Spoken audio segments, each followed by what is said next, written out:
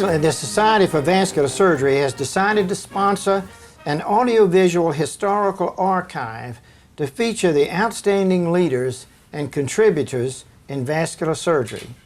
A committee chaired by Jimmy Yao was formed to undertake these interviews. Hopefully, these interviews will help to preserve the impact of our most famous and distinguished colleagues. My name is Roger Gregory, and today I will be interviewing the famous vascular surgeon, Dr. Jimmy Yao. Jimmy, thank you for agreeing to this. I'm not so sure I'm famous. Oh, I am. Jimmy, tell us about your early years, your birthplace, and what happened in those early years. Well, I was born in Canton, right now called Guangzhou, in the south part of China. At the age of 4, Japanese invade China. So my family moved out to Macau. That's where I more or less grew up in Macau. Later on, we moved to Hong Kong. That's the story. Now tell me about your parents. Your father, in fact, had been a medical student at one time. He went to Japan. At that time, it's very common people go to Japan to learn medicine. So he wanted to go to medical school in Japan, but after a year or so, he kind of gave up and come back. So he never really finished it. So. Now, your mother was a large influence on you and your My mother is from Shanghai. My father is from Canton. Kind of north and south combination. My mother has a lot of influence on me and the children because my father is always busy out of town, not around. So we get a lot of instruction from my mother. Now, you were one of 6 children, is that right? Yeah, that's right. Now, tell me a little bit about your paternal grandfather, the one that had 4 wives. He is a very successful businessman, not only in making money, very successful with women. They have 4 or 5. I have no idea how many are underground, but he had plenty. When the Japanese invaded your country, you not only attended high school in Macau, but then the communists took over. So you then had to do what for your education? Well, when I finished high school, Korean War is going on. China is under communists. I was in Macau, more in the Western culture. So I want to find out how I like it. So I went back to China for a couple of weeks to see how things are. And I don't see it really is a funny society, so I decided not to go back to China.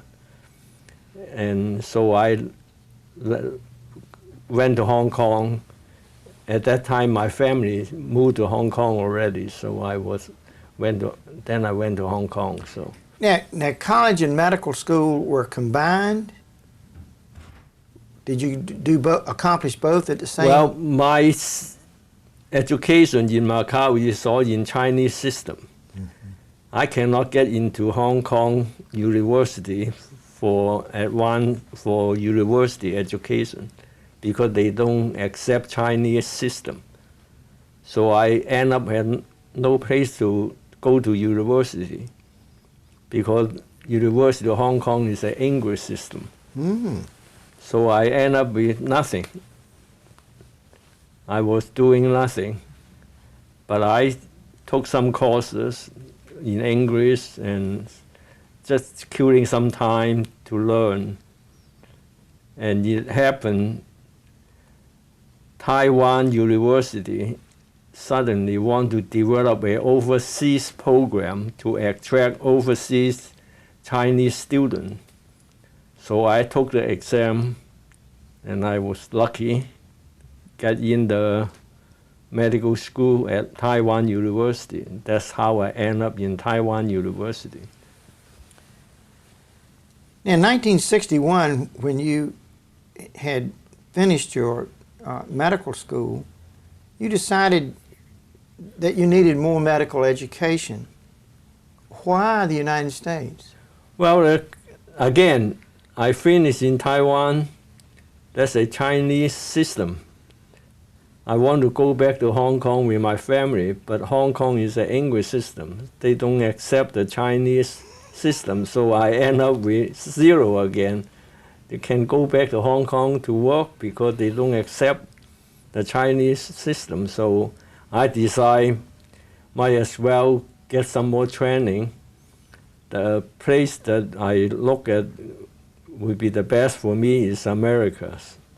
Wasn't this a huge risk for you to take? Yes and no, but you know, it's good to get more training. So I decided to go to America, do my internship, and I picked Cook County Hospital. I might inject here that had it not been for this political turmoil in China, you would never have left. Yeah, I don't have to, but I don't have any choice. Right. Now, so now you've decided to take surgical training. Why surgery? Why not? I medicine? was in county. I enjoy surgery. It's kind of, you get the instant satisfaction instead of making round every day or all the time and still don't know what's going to happen in medicine. So surgery is always attract to me because it's more or less an instant satisfaction. But why Cook County? I look at the hospital is a big hospital, must have a lot of cases. I don't know anybody in Chicago. I never seen the hospital. I look at the brochure they sent out. Sounds good to me. That's it. And I don't know anybody. I never been interviewed, and I apply and I get accepted. Were you a U.S. citizen then? No. Could you drive a car? When I arrived in Cook County, I don't know how to drive a car. My fellow resident, the American resident, I have to say they are very nice to me. They took me to the parking lot, drive around a couple of times, and when we get down to the expressway where you're merging in, I scared the hell out of them. And I learned, and out a couple of times in the parking lot, I go for the license, I pass.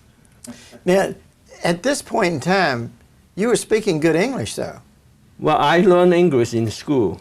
I won't say I speak very good English. I'm just learning. I can understand, I can write, but speaking English, never really had that before, so it takes time to get used to. When you finished at Cook County in 1967, you had another important event which occurred in 1967, in that you married a nurse at Cook County. Yeah. Now, what was that all about? Well, falling in love. Now, by now, would you say, now you've married an American nurse, you've been at Cook County, by now, would you say you'd been assimilated into the American? Yeah, I would say so. I enjoy the system, and I think America gave me a very good education, a very good opportunity. The people in America are wonderful to me. I mean, they almost like my mentors, all my fellow residents. They are very nice, and we were intern resident all together. We still keep in touch with each other. You told me that. That's amazing. After 50 years, we still communicate, and they are very good friends of me. Amazing. Let's talk about England. You decided that you wanted further training after you completed your general surgery work. Why were you not satisfied with your training in general surgery? Not that I don't satisfy. I have a very good training at general surgery. But again, I was on exchange visa. I have to get out of the country for 2 years before I can come back. Okay. So the only thing I can do is to go to some place 2 years and come back. Why I cannot England? go back to Hong Kong because Right. American qualification doesn't work in Hong Kong because it's an English system. But why did you choose London? Why England? Well, it was somewhat lucky. I know a chairman in orthopedic surgery. He is from Scotland. He's the chairman of the orthopedic at Cook County. One day in the stairway, guy talk about thing, and he say, "Where you going?" I told him I looking for a place to go. He said, "You know what? I know Professor Irvine at St. Mary Hospital. We were in Scotland together, and I'd be happy to write you a letter so you can find a research position or fellowship in London." So he did write a letter, and I get a letter back, and they took me. So I get a research fellowship at St. Mary Hospital. So ultimately, you were accepted as a research assistant at St. Mary's, Yeah. but why not as a clinical registrar? Why didn't you want to do clinical work? I want to be a surgeon. I don't want to be just purely research career. So I was again lucky. We good relationship with the Professor Irvine, and I was appointed to the lecturer in surgery, so I can do surgery. And also, the professor recommended to me that I need to do a PhD, so he registered me at University of London for a PhD thesis. Yeah, St. Mary's also had Charles Robb and Felix Escott. Did you have much contact with them? When I was there, they left already. Escott's still there, but Charlie Robb left. And I was attached to the surgical unit, which is under Professor W.T. Irvine. I know Felix, he's a consultant, so I know him, that's all, but I never worked with him at all. St. Mary is well known for vascular surgery because Charlie Robb and Felix Escott. Now, about the PhD, tell us more about that.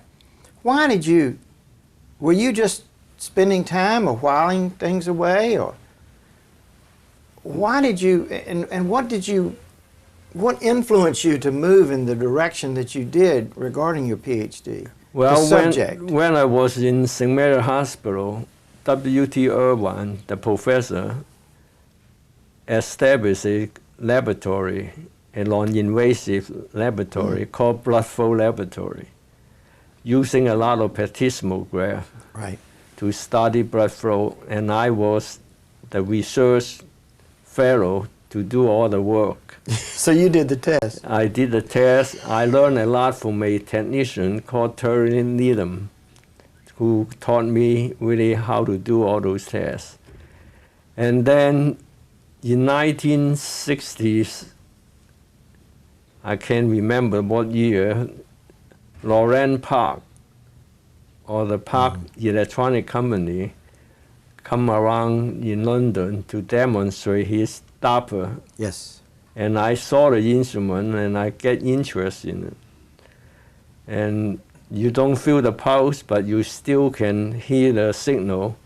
So with that, you can measure the pressure of the leg. I was interested in measuring blood pressure in the leg, but it's kind of clumsy to use plethysmograph. Yes. And I thought using the ultrasound would be easy, so I started working on it. We compare the ultrasound technique with plethysmograph, with intra-arterial pressure. We have a pretty good system going to collect all the data. Another person who really helped me a lot is John Hobbs. He is a senior lecturer. He was in Brigham Hospital in Boston for 2 years. and he is the one that helped me to do all the blood flow study.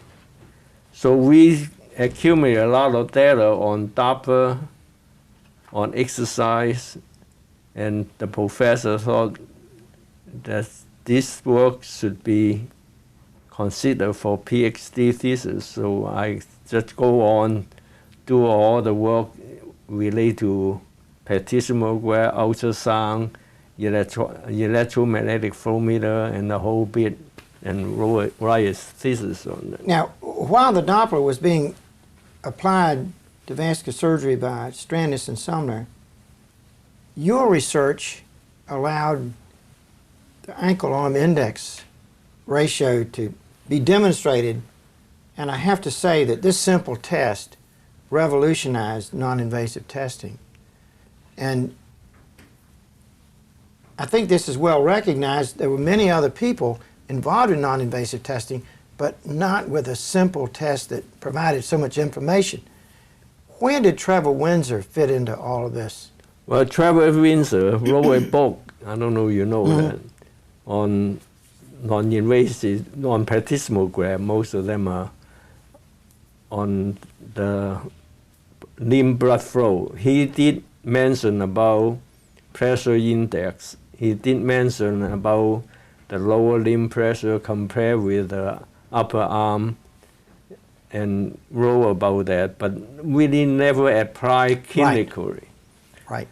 We did a lot of tests on patients with severe ischemia, collocation, and normal. Right. So we kind of know with a different level angle pressure index reflect the clinical symptom. And this is a simple test. It can be done by anybody. Right. So I'm think, we need a simple test can be done by everybody instead of having too complicated tests.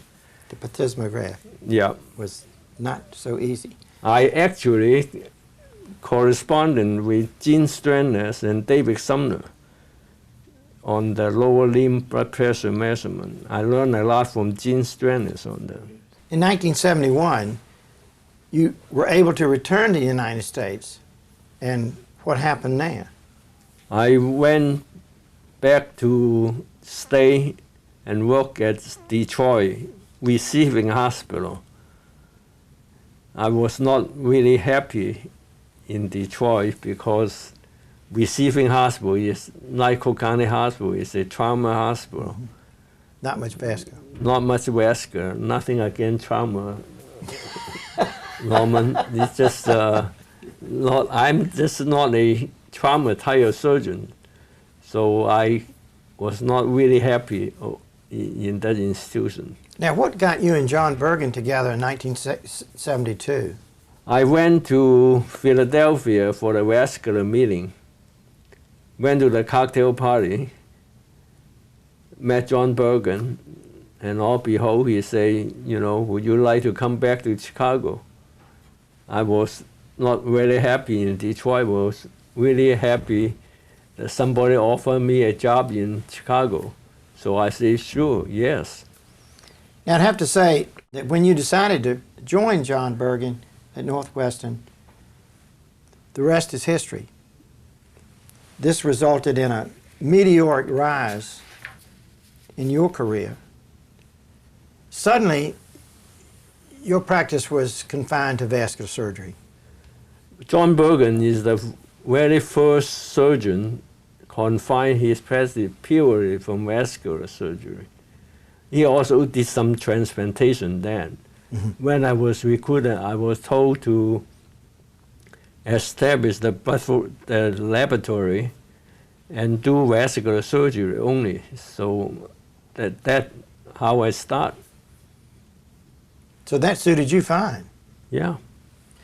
Now, also, you were able to use non-invasive testing to apply to routine vascular cases, which were certainly not the usual circumstances in the United States. Well, we kind of try to use the non-invasive test for clinical use. So we talked to the hospital. We told them, you have people do electrocardiogram. We can do all the Doppler tracing, pressure. We can do the same type of report. And we want to help referring physicians when they suspect a patient have vascular problem. They can go to the lab, get the test that can give them the idea whether the patient has artery disease. If they do, they can consult us. So the idea is to provide all the general internists a test that can make the diagnosis of vascular disease. In 1974, you and John Bergen established a vascular fellowship at Northwestern, with the first fellow being Dick Dean.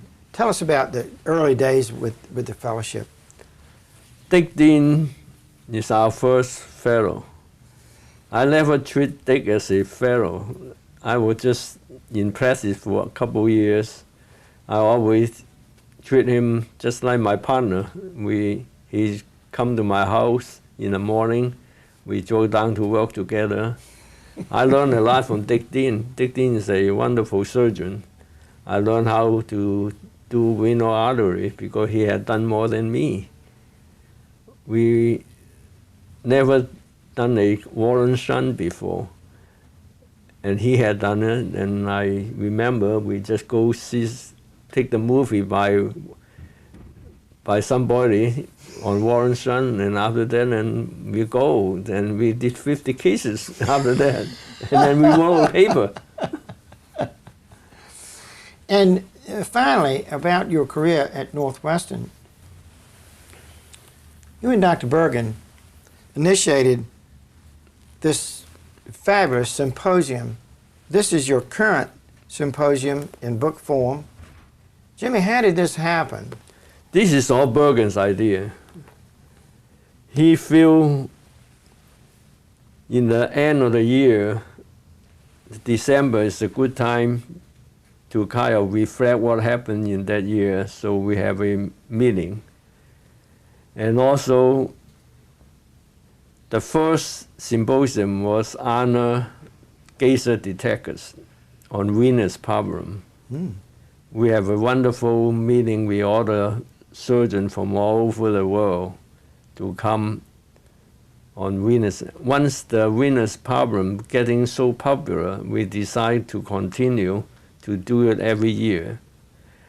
And then 2 years after the venous problem published, the publishing technique using computer for typesetting coming in, so you can publish a book much quicker. You know, we had a venous problem in the symposium, and then it take us 2 years before the book in print.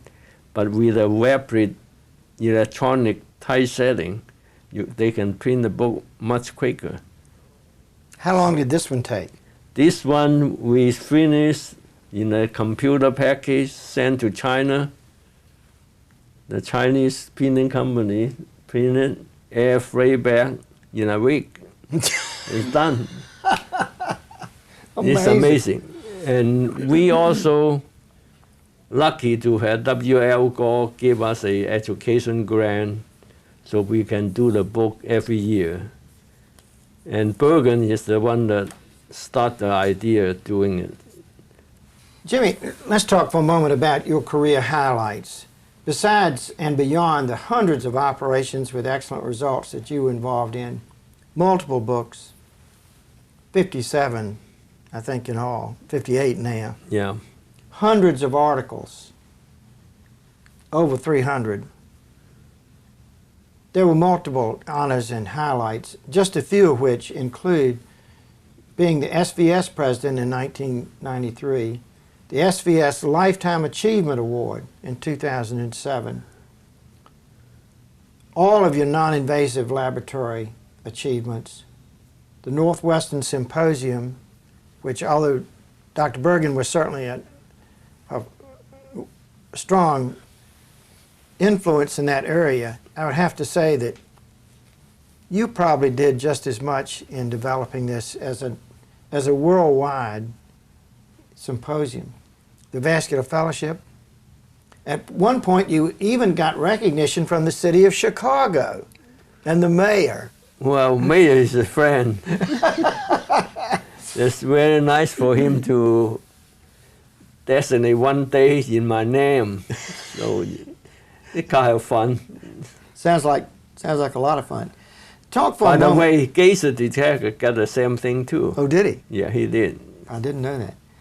Now, talk for a moment more on your position on critical analysis in vascular surgery and how the API represented an objective measurement to assess results, not only diagnostics pre-op, but to assess postoperative results. Well, in the old day, you feel the pulse, it's not really reliable. What ABI offers is a very definitive, objective test to assess the result after bypass, after different type of reconstruction.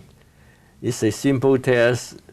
If the surgery is successful, the pressure got to be improved.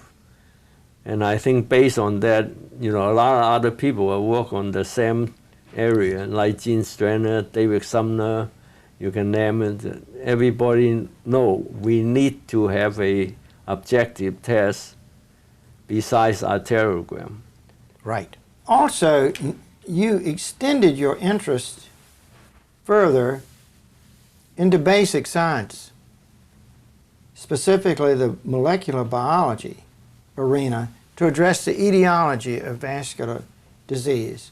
Why weren't you satisfied with just clinical work and non-invasive work? Well, I think at that time in the 80s, to have a fellow to do research became very common at that time of the stage. So we decide, we should have the fellow also learn how molecular biology can affect the investigation of vascular problem.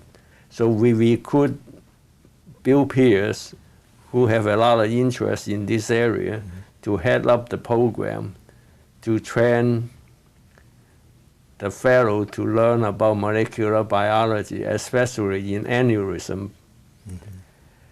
It happened the person in the medical school, Richard Chisholm, is a molecular biology, a wonderful guy. When we approached him, see we can work together, he took our fellow under his wing, teach them all the molecular biology technique.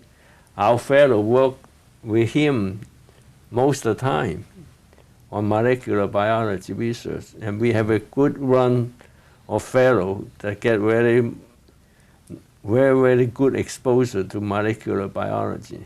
Terrific.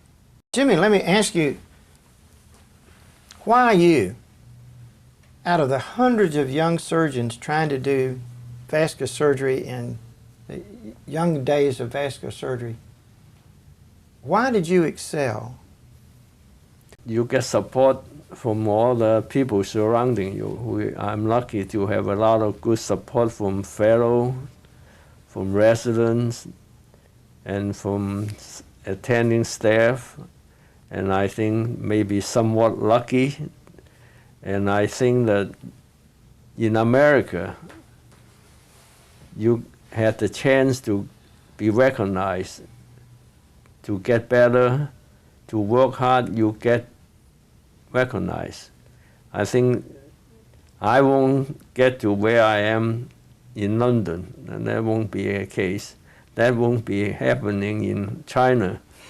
I mean, this is America. That's what can make you be something special, because America gave you the chance. It's a very, very strong statement. And I'd have to say, I remain amazed at your story. The odds against you being successful were just enormous. Here was this FMG with this strange accent. How could you possibly succeed? These odds were just enormous. Again, this is America. You get the opportunity, you seize the opportunity, you work hard, you get recognized. And I get appointed to the presidency is due to all the American colleagues. They think I'm okay. Well, you were certainly more than okay. Jimmy, in every human being's life, they've had to face failure. Did you ever have to face failure?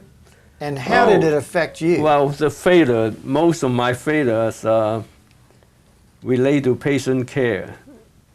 Every now and then you did an operation, you think you had done everything or you should come out good, and that still, patients still have trouble.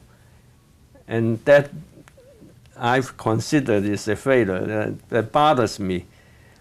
I go through all the motion, what should do this and shouldn't do that. I think we all do have that failure in the sense that we have to really review the situation. How did it affect you? How did you respond to that? Well, respond to it, you cannot get depressed all the time. You just have to get up and do it again and try to do it better. Right. In doing research for this interview, I've been impressed with how many people have told me about Jimmy Yao, the diplomat, and how that you had some secret for getting along with other people. How you modeled your group into being just a group of guys working together to being a close-knit group that was almost family. How did this happen? Well, I treat them with respect. I don't really consider I'm anything up on them or anything better than them. I treat them like, my team. I would take care of them and I respect them. And I don't really, dress them down and something like that. And most of the people respond to that type of approach. Did you ever think of going to Washington, D.C.? to try to straighten out the government there? Not me. I'm not a politician. And Jimmy, talk for a minute about the mentors that you have had and who, in your mind now, looking back, were important for you. I think first I really like to say that many American residents that really my mentor about American life. They taught me how to drive a car, how to watch the football game, took me to baseball, get me into the American life. Sport is very important in American life, and I'm very lucky to have a lot of instruction from my fellow residents. I learned how to write paper from Dr. Shoemaker at Cook County Hospital. He's a researcher, and you should see the first manuscript. It was many cross and question mark, but I learned how to write paper from him. In London, I learned a lot from John Hobbs, and the Professor Irvine is the one that really made the difference in terms that he said you should do a PhD because that would help you when you go back to America. And from there, and at the hospital, I had a couple attending when I was in county. They were volunteer at county, and I know. And Jim Hine, a general surgeon in particular, that I get along very well, give me a lot of good advice, how to deal with patients, how to deal with people. Those are people that help me go along the way. So, Jimmy, you mentioned your newfound enthusiasm for sports. And the fact is you operated on many famous athletes. Could you tell us about your interest in thoracic outlet syndrome and George Halas and Ron Santos and the number of prominent sports figures that came to you? The team physician for Chicago Bears is in our hospital. Mr. Harris developed a femoral emboli. I think that's the best operation you can do because it's easy with great result. Under local, you take the thing out, focus it out, and pulse return. Patient feels wonderful. That's all I did to Mr. Harris. What about thoracic outlet? Thoracic outlet is interesting because the baseball player have the shoulder that they exercise, they throwing effort is so strong, so they do have artery damage. Again, the team physician for Chicago Cubs is in our hospital, so I get a chance to see a lot of baseball players. And from there, some other teams send their patient in. So we operate on, 7 or 8 or 9 professional players. Yeah, Jimmy, I'd like to ask you for some opinion in several areas. The first being the direction of American medicine. You're in a unique position, having seen the Chinese system, you've seen the English model, and now you've been in the United States for some time. Now that medical care has become such a political football, do you think we're losing our way? I don't know we are losing, but we are not gaining, that's for sure. I think that's too much fighting in between the Congress. There's too many personal agendas injected into the system. And I think that we are having too much trouble in terms of to get two parties work together. Do you think medical care can be reformed? I really don't know. I'm sure something needs to be done, and I have faith. I think America can fix it. Eventually, it will be done. I hope so. Give us your thoughts, Jimmy, on why the effort to establish an independent board of vascular surgery failed. Most people in the American Board of Surgery, from what I can understand, I talked to Dave Nawal, who was the chairman of the board and chairman of the medical specialist, and I can tell by talking to him, their idea is don't want to have too many boards. They want to be like the internal medicine, with one internal medical board and then a lot of sub-board underneath. I think the independent board really drive the American board to ease out their regulation. And I think as long as vascular surgeons are doing all the regulations, like training defined by the vascular surgeon, how many cases should be done by what should be decided by the vascular surgeon. So as long as we have the power to do all those things, I don't care whether it's under what board or what not. What is your impression of endovascular surgery? It's going to stay. It's a technology driven, and I think technology is going to get better. I think operation is reaching the maximum. Right now, everything at once are on technology. Then technology will get better. What is your favorite operation? I love carotid artery surgery. It is a clean anatomical operation and yet have a great potential impact if you're not doing it right. So you are under a lot of stress to do it, but it's a great operation. Yes. I know you feel strongly about this next question, and I'd like you to speak to this with some authority. And that is, there seems to be a waning interest in international exchange. And through your terrific experience, how do you view international exchange, and do you think that the merger of SVS and the North American chapter of ISCVS has hindered this exchange? I'm sure losing ISCVS did affect a little bit on international exchange.